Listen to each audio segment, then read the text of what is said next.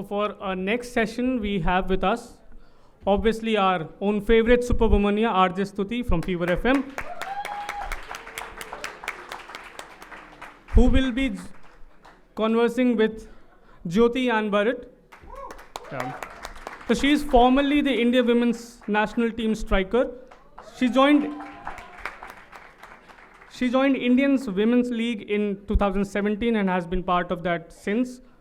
And she was also featured in the viral Nike's video released in 2016 to promote women athletes in India. So please give them a huge round of applause. I keep joking about the fact कि मेरे लिए Valentine's Day एक दिन पहले आता है, because radio is always first love. And thank you so much for inviting us. I think I'm also speaking on behalf of Jyoti. And for thinking of this panel, which I think is very, very interesting, because the one word that we can definitely use to describe Jyoti, introduce her, is that she is a super womaniya with the inspiring story that she has.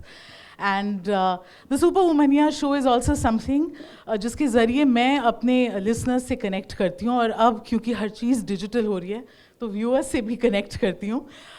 It's a show on Fever FM which goes national. It's across all our stations and it's from 11 to 1 p.m.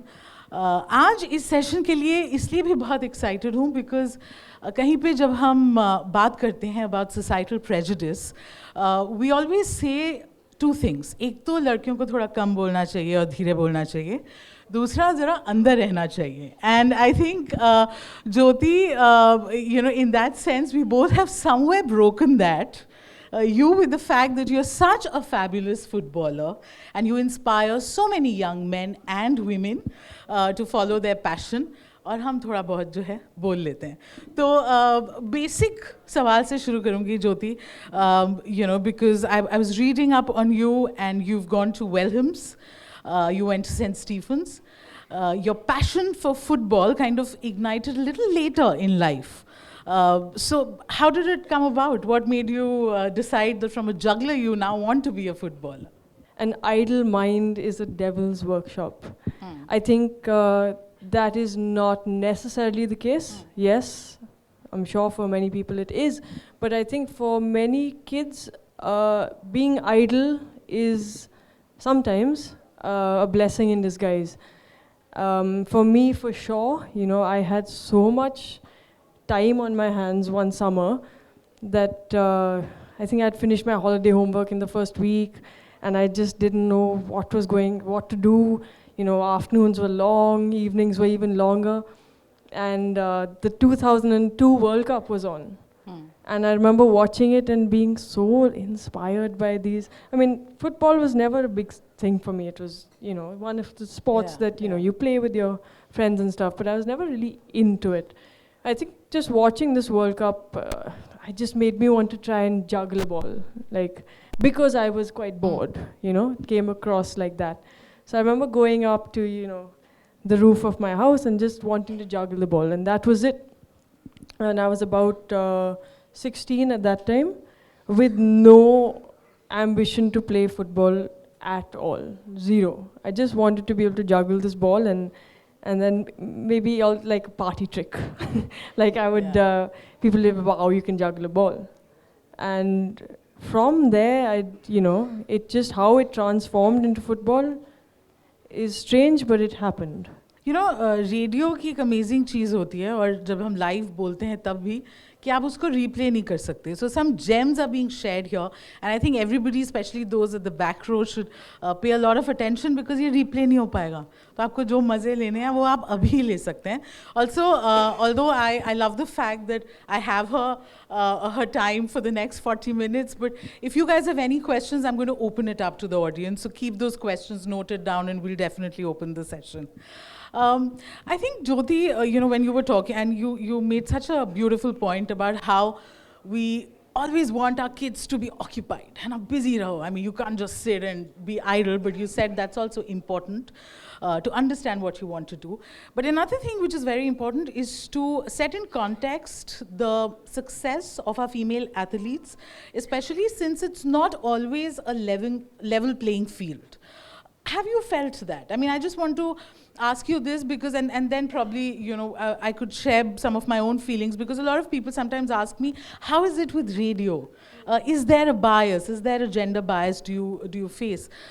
We've assumed there is. Have you faced it firsthand, and what sort of a bias was it? I think it's just a lack of opportunities to play. Like, you may want to pick up something new. I may want to tomorrow go and try and play competitive tennis, but the amount of tournaments, or say the clubs that would include, say, women's tennis or football or hockey for that matter, are much fewer, and it's harder to find. So even though maybe I would have liked to have started playing football earlier, there was no place where I could say, oh, I can see a bunch of girls playing, so I can go join them.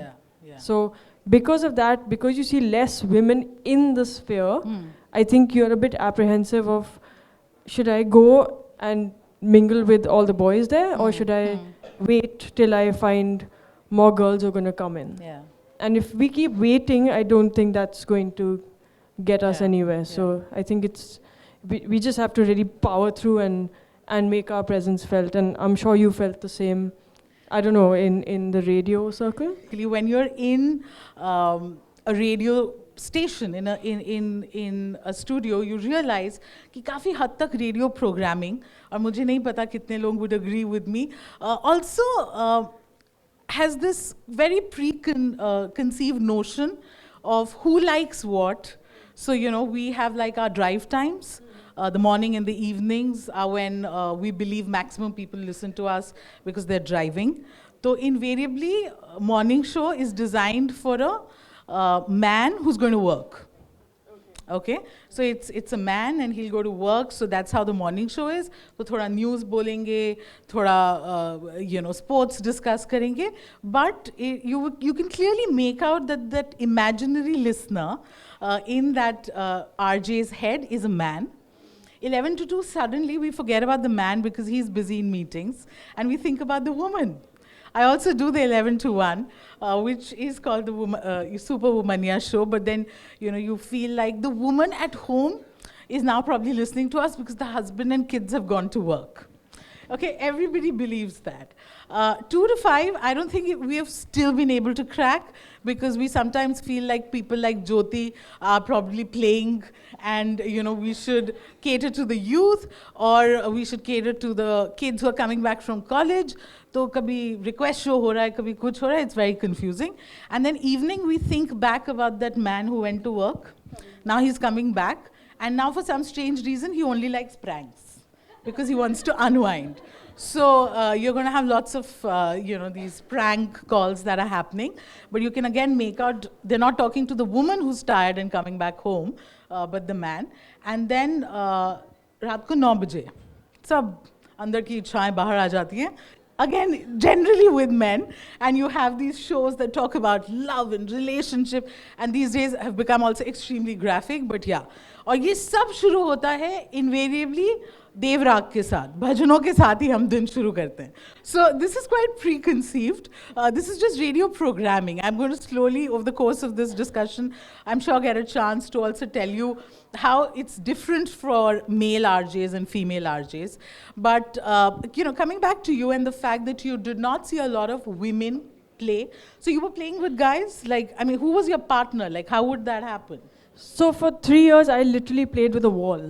Okay, there was nobody. I was quite alone. I think if people saw me, they would think I had no friends, because I just, played juggling. It was because then you only need a ball, or then like a wall to pass around with. And then I went to college. I went to St. Stephen's College, and there I found that I think my luck was a bit bad, because my going to college coincided with the Commonwealth Games coming to Delhi. And at that time, they took all the grounds of North Campus and converted them into Commonwealth Game grounds. And they started, doing them up and all. And I was thinking to myself, like, I really have bad luck. So my lovely college ground was taken and was being renovated and stuff. Yeah. So there was a small little patch where I think some of the boys, I remember, especially some of the people who were in the college team, whatever, play around there. And again, I'm not a very bold person, so I never went and said, oh, can I join you? Because I've never played football before. But I would just be in the corner and be juggling. Till I think one of the boys came up and they said, if you can juggle a ball, I'm sure you can play, And I said, yeah, I played hockey and stuff. I did get the idea. So, and that's where I started playing. And I was about 18 by now. So cool. So did you have female friends who would wonder why she's not going to K-Nags with us? I would definitely go to K-Nags afterwards, but they would wonder why I was juggling so much. And I said, it's just my time, It's like when I have my own space and my time, and I think people respected that. And none of my friends ever I don't know, no one ever said, why don't you play football? Why don't you play? No one ever pushed me. My parents never pushed me towards, going to the next step or anything. It was just like, this girl likes to juggle and let her juggle. Yeah.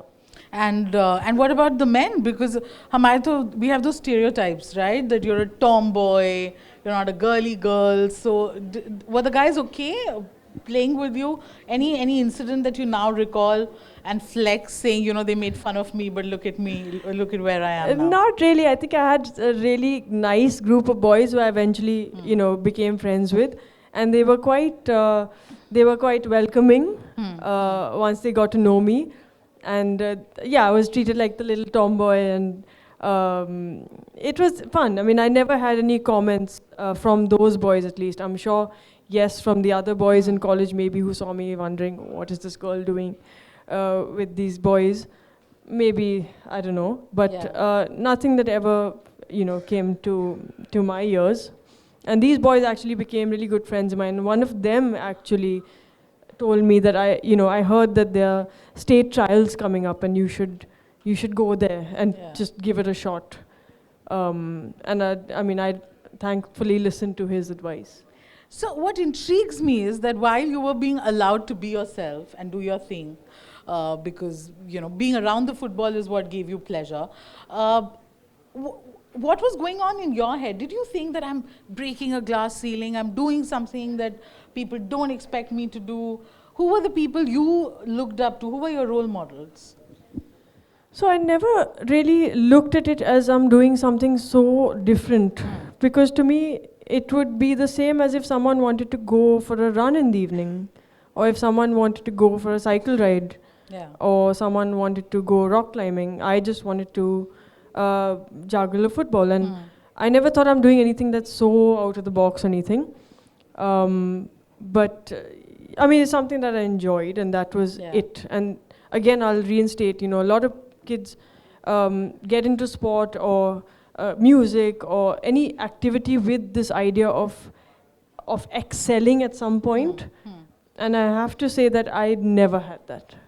I never had that vision or dream that I have to excel in this. It was just, I enjoy doing this, and that was it. So when other things came with it, it was almost like I was in this whirlwind of where have I reached, almost, like it took me a while to even understand what was going on.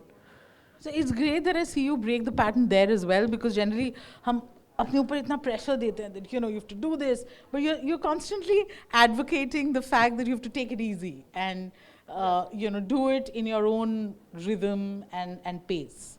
Yeah, I think if you really spend time on something and you want to really master it, I think the stuff that comes with it in terms of expertise in that will come with time, and when the time's right. And I truly believe that opportunities open up for you.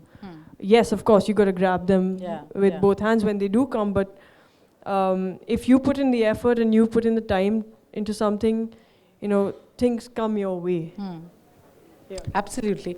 It would be really nice if you could share with everyone here some of the stereotypical things which I'm sure you've dealt with, as a girl who likes to play with the football.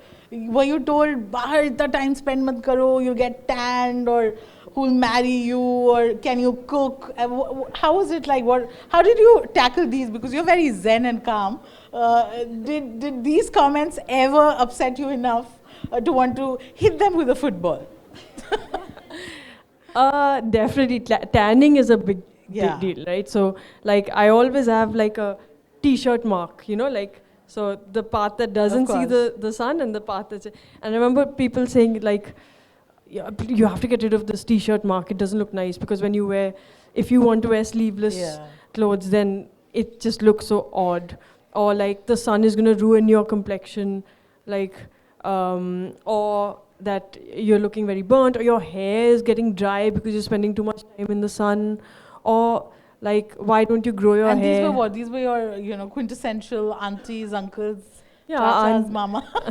I like the sweet smile that comes on her face, and you're being very kind to your family. No, aunties, uncles, and sometimes my own people my own age, you know, who were, you know, starting to maybe, some people got married very young, and they're wondering what is Jyoti up to, and everyone's, you know, getting row card, and Jyoti's still busy playing, juggling a ball, and you know, other stuff also, like you have short hair, right? So short hair is like, yeah, I'm sure it's quite in a way, like there are days when I just think, oh my God, I wish I could just put on a wig and just be what is considered a week for them, for all the family functions. Normal, so that I just don't have to answer any questions. Or like when you walk into even a metro station, and they're just like, ladke ke line mein jao. Oh my God, and then, that's happened?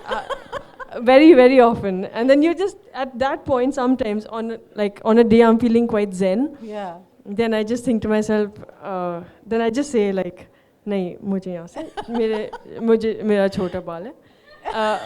So cute. And on days when on days that I'm having a bad day or I'm irritated, then I give full like lecture. Then I'm like, ladkiyon ke bade baal, you don't become a girl by having long hair. And given my you know, time that I'm playing or running around, it's just more convenient and practical for me to have short hair. And quite honestly, I prefer short hair with my face. And then someday I get very angry. Give them a full like lecture and like, आप मुझे बताओगे कि मेरे बाल कैसे होने चाहिए, या मैं decide करूँगी. So it depends on the mood. So cool. That's so nice. I'm sure nobody takes offense because you say that with your very sweet smile. And I'll tell you कि radio station में हमें तो कोई धूप पे जाने वाने से कुछ नहीं बोलता. But it's very interesting when you're sitting and brainstorming about a show, and the CLB, which is basically what you're speaking on air and how you divide that. Invariably, if it's a woman, if it's a female jock, they would invariably also be doing the non-prime times because we have to speak to the woman who's home. Right. So you're suddenly told recipes. Okay, I remember, you know, a few years back. I'm glad that we've managed to kind of juggle that a little. But I remember hearing links like खीरा आप ये अपने चेहरे पे लगा भी सकते हैं और खा भी सकते हैं. Because it'll make you glow and it's great for health. Or you'd be told, you know, talk about serials on air. I remember being told that. And I was aghast because I don't watch serials and I hate them. And I was supposed to give a recap and be, you know, like a huge fangirl. And then I very politely, like you, it was one of my Zen days. And I said, Socho na ki it's a male jock, and then let's think of a you know, radio CLB for that. But yeah, these are those little battles I think that we you know, have to keep fighting and do that with a smile. Jyoti, tell us, you know, as someone, and I saw the reaction when you came in. There were so many young girls from the team who wanted to meet you, and you were such an inspiration for them. You know, even though probably it's not like they want to be a footballer, but they realize that you've had a journey and that resonates with them. How important is it to have women in your life that you can look up to? I know you lost your mother very early. Was that a void, and how did you kind of tackle that? Yeah, my mom got ovarian cancer when I was about, I think, 11. And at the time, I really didn't understand what was going on. I was too busy in school and, playing, and I had a lot of friends, and I remember she was so, tough. Now that I look back on it, because at that time I didn't realize what she was going through. And I remember her going to chemo to AIMS and coming back the same day, and carrying on working. Both my parents are teachers. And she would, over the months, she slowly started losing her hair. And I would think at that time, I was just like, yeah, you're just going to get like some injection and you're coming back. But now that I think of it, and maybe, when I got old enough to understand what she was going through, it really stood out, how resilient she was at that time to be able to work, look after myself and the family, and also just go and get chemo like it's nothing. And so just to see that and to experience that, it made me just understand how tough my mom was. And of course my dad as well, to be able to do what he does and be a single parent to us for so many years now. That's tough as well. So women have been, my whole family, there are only 2 men in my family. One is my brother and one is my father. That's it. And the rest are all women, grandmothers, aunts. My mom had 2 sisters, my dad has 3 sisters. My brother has 2 daughters now. So it's all women. And they're all, like, my grandmom's 94. And she's also just so like, so my granddad had dementia a few years ago, and like my grandmom, they just take things in their stride. It's like they carry on, life carries on, and they're so strong about it that I'm surrounded by such strong women, and to have seen my mom even like that, like it's just like they can literally do anything. Yeah. And if they can do it, like I come from them, right? So this is strong stock. That is so right, and I'm so glad you acknowledged the role your grandmom or aunt play, because I think we are the women we are today for the sacrifices that our mothers and grandmothers and great grandmothers have made. You spoke about how there are just 2 men in your family, in minority, your brother and your father. So what sort of a gender role did you see? Because we also, this conditioning, gender we keep saying is a social construct, and you kind of get that from home. So were you ever asked to go into the kitchen and cook, or your brother, or asked to come back early and your brother could stay out? I mean, what sort of... No, never. In fact, the gender roles are quite reversed in my family. My father is the more maternal figure. He's the one we see, even when we were very young, crying more often. Like if my parents had a fight, my father was crying. Yeah. And my so mom... normalizing that. that. And my mom was the more stoic. Yeah. Like, and we were a bit scared of her. And you know how like, sometimes, like most of my friends are like, "Hamare papa bahut strict hai." And then I would think to myself, my papa is just not, like he's very soft. Yeah. And he's very maternal, and he's my dad, but he's basically a mom dad. You know how there's a cat dog or dog cat. Yeah. So he's a dad, but he's a mom really. And my mom was like the strong figure. And I see the same thing with my brother, because now he's married and he's literally the same. He's also like the mom dad, and his wife is the strong one. So these 2 men are, I mean, it's nice to see. So what would your brother say when you'd be playing football? Can he play football as well as you can? My brother, no, he's a bit like a Labrador. He's quite, he's tall, and so his limbs are just going like, he's not as coordinated. So in a way, sometimes being short is a blessing in disguise. Yeah. You're more compact. And so, And so that worked in your that worked in my favor, yeah. That's so cool. Thank you. Everybody is enjoying this, but I'm going to just switch the mode a little and talk about the fact that do you feel satisfied or happy with what we are giving you, with the kind of attention that female athletes get or the game gets, or you have a resentment that we get overshadowed? What would you say? Is that changing? Do you have a complaint? I've been playing for 13 years now. And I wish that when I was maybe in my prime, at maybe 22, 23, I wish that maybe those games had ever been broadcasted somewhere. Yeah. Because I would love to have looked back at those matches, or maybe shown those to my niece and nephew now. Yeah. Because now when they see me, I'm a bit over the hill now. They're like, okay, you're okay, but you're not fantastic. But when I was younger, I think I was much better, and we had no viewage then, zero.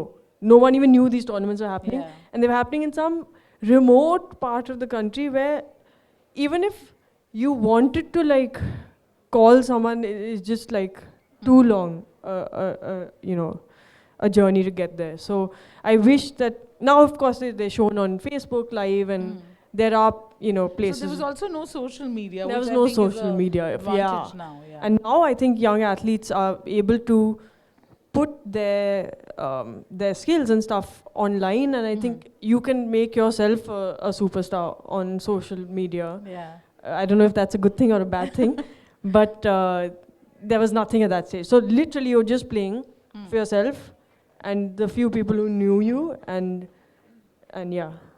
So I wish that there was more viewage, and that people would see what these people are doing, because I know so many girls who started with me are now definitely have stopped playing. Yeah. Yeah. And it's so sad because their sporting life has pretty much been forgotten. Yeah. Right? No one, they're probably, in homes now with their kids, and they'll never be able to share that with their kids, because their kids will never be able to associate that this lady, who's now my mom, ever had that life, and she was playing sport at that level. So it's sad. I know exactly what you mean. But how's the situation now, and what are the changes that you've seen have happened over the years? Are parents more willing to let their young girls into sports which they traditionally thought were for men? Definitely. I think things are changing. There is a long way to go, let me put it that way, because I think a lot of parents want that, and I don't blame them. When they send their kids out, I'm not only saying daughters, their kids, for any sporting event or any extracurricular event, they want ki isse milega kya? Are you going to get a certificate? Is this going to help you get into college? Is this in any way going to help you in your life? Fair enough. That certificate somewhere in which you got at some tournament in the middle of Kochi may not help you get your job, but they must understand that yes, that experience of going in that sleeper class train, that 3-day journey, plus that 12-hour bus ride with a bunch of girls, living there, experiencing life, learning how to survive, going to bed tired, maybe hungry, and then that whole journey back, that has made your child in a way stronger and more ready for what comes next. That's so true. Just some time back you spoke about how women are more resilient, and you've seen that in your family. In the context of sports, we generally have this slant where we say female gender at a disadvantage, don't get the kind of sponsors, don't get the kind of attention. But what, according to you, has been an advantage in relation to your gender? You think that you're good at it because you're a woman? So wait, say that again. A quality that you think is feminine that has actually helped you in your game? I don't think gender comes into it. I think it's more like a personality type, and I think you could be a man or a woman, but it's the main thing here is the ability to just adapt to any environment that you're put into. I could be sitting at a Nike event in Singapore in a 5-star hotel, and I'll adapt. Yeah. And I could be sitting in the worst mail train, Brahmaputra mail, which goes to Dibrugarh, and I, with rats, with no berth, and no water in the toilet, and that's okay, I and can survive adapt. that. That's, yeah. So that's a life lesson, that you realize that we make more of gender than it actually is. It is about commitment, and it is about what you want to do eventually. I'm sure male sportsmen have to Also deal face with, that. with similar Yeah, things. And, back in the day, I'll tell you a story. There was, we had a team of 20, 5 officials, and we were going to, where were you going? This side. We had a tournament in Manipur. The train bookings were done for 10 people. So these 10 people we had 10 berths. In those 10 berths had to be divided. The 5 officials, of course, got their own. Oh my God. Right? So that, Yeah. so They're the then biggest you're players. left with Yeah. 5 for 20 players.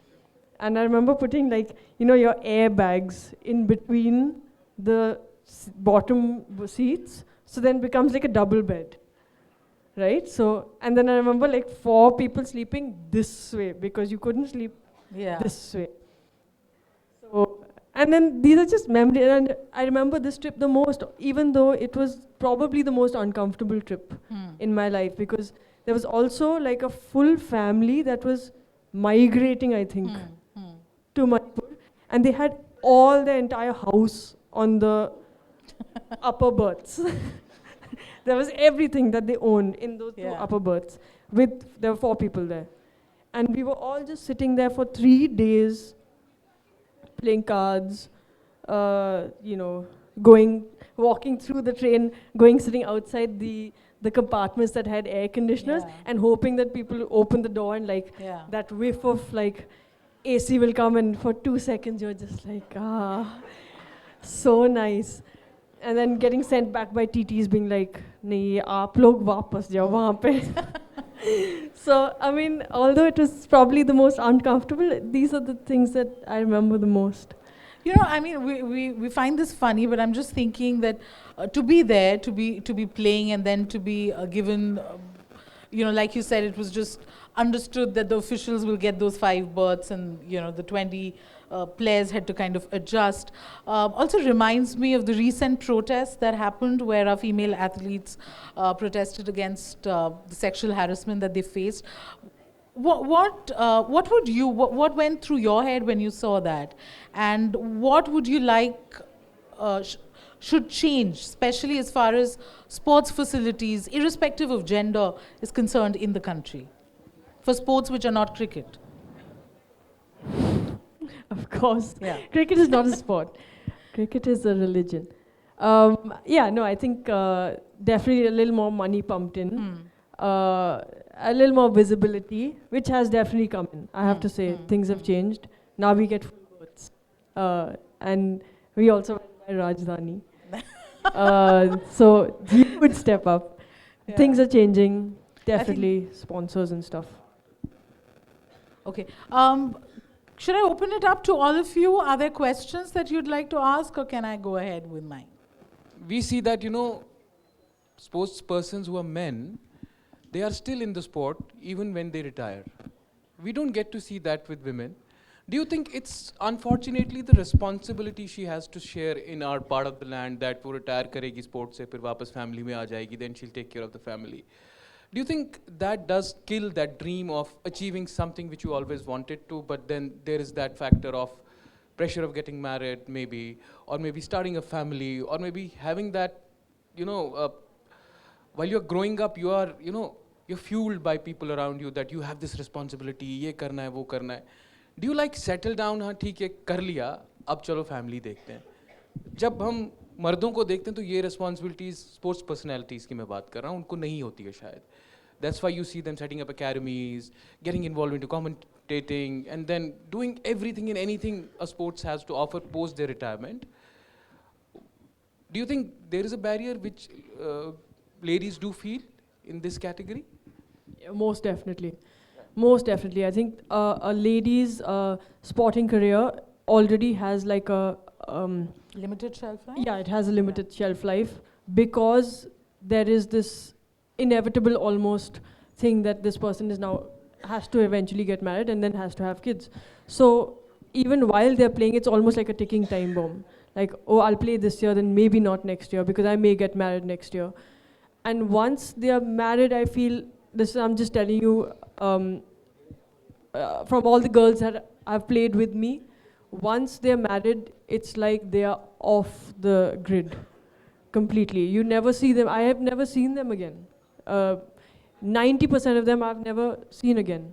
And then you hear, oh yeah, they had kids, and then they're obviously busy looking after the kids till it's so late that they're so out of the circuit that no one even remembers that they've ever played. So then for them to come back into this thing and set up academies, it's not like they're big names anymore. So it's hard when you're so out of it. So, Stutee, do you think that this happens with all the professions? I have an example where one of my friends, she was at a very high position in a corporate sector. She got married, then was expecting, then came back, and then she complained that, I was not seen as someone who was very proactive in the company. I was looked down as someone who has now responsibilities, would not be able to handle the office as she would before her marriage. Yeah. What do you have to say about that? I mean, No, do you think we need to change this, right? I have primarily worked in radio, and I'd want to say very proudly, I've seen a lot of my colleagues who've taken a break, gotten married, had a kid, and come back with gusto, and the companies have supported them. I think that is something we must applaud. What you speak about is very true, because that's also social conditioning. That and I've seen that across board, where people say, "Oh, should we hire a woman if she's just gotten married because she's going to take a lot of leaves?" Or the fact that if you're pregnant, you cannot switch jobs because nobody is willing to hire you. They just look at you as somebody who's going to be off the radar for a certain period of time, and then expect kind of time flexibility, which a lot of companies are not okay with.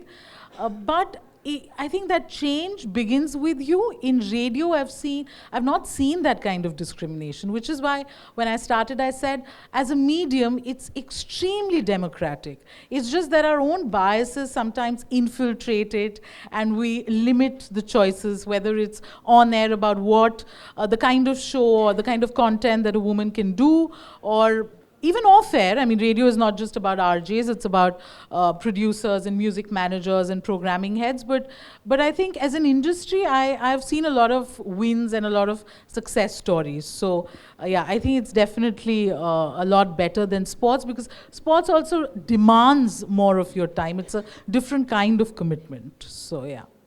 So who are you catering to between 11 to Yeah. 1, and what kind of responses do you get? Because you have become, a role model for a lot of us, for a lot of women.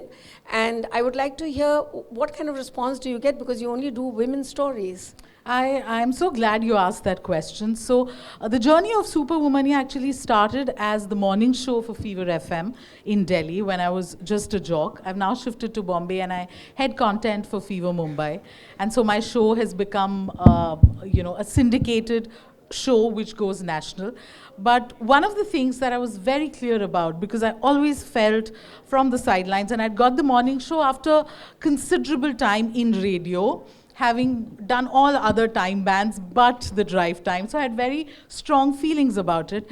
And you know how in films we talk about the male gaze, and then you have a story which is written and directed by a woman, and you say, that's the difference, that's the insight. I always felt that radio had a male gaze. Like, somewhere back of your mind, your main listener is man, your sponsors are male, your money is male, you want to impress the men. And I was glad I got some feminine energy in the morning drives, which was the idea. The name was Super Womaniya. I was a woman, and my target audience, I was speaking to that one woman. who I thought, like me, was also rushing from work and was not putting kheera on her face and also eating kheera and all of that. She was, I wanted to separate content from gender. So, it wasn't a show just for women. It wasn't a show where I was only speaking about women. Absolutely not. It was a show where I spoke, we obviously are not allowed to do news, but since it was a morning show, it dealt with the issues of the city, it dealt with what was happening around the world, but it definitely had feminine energy. Just the fact that you're a woman and you bring that perspective in. So when I'm playing a song called Tera Picha Main Chodu Na, I will play that song. That's for another day, the long debate about the kind of music we need to play. But I will put in a line on consent and say, ye the film tha, real life mein you'll be called a stalker. So I would do that.